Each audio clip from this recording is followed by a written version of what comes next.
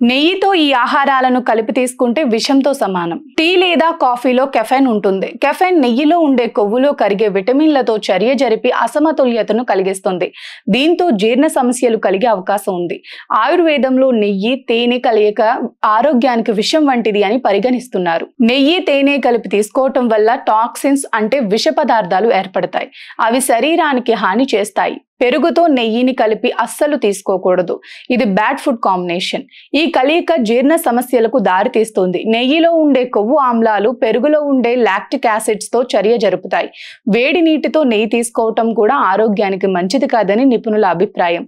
ఇది ఆరోగ్యానికి హాని కలిగిస్తుంది. వేడి నీటిలో నెయ్యి కలిపి తాగినప్పుడు ఫ్రీ రాడికల్స్ ఏర్పడతాయి. ఫ్రీ రాడికల్స్ జీర్ణక్రియకు ఆటంకం కలిగిస్తాయి. వేడి వేడి అన్నంతో నెయ్యి వేసుకుని తినడం ఆరోగ్యానికి మంచిది. పప్పులలో నెయ్యి వేసుకుని తినడం వల్ల పోషక విలువలు పెరుగుతాయి. చపాతీలకు నెయ్యి రాసుకుని తింటే రుచిగా ఉంటుంది. పాయసంలో నెయ్యి వేయటం వల్ల రుచి మరింతగా పెరుగుతుంది.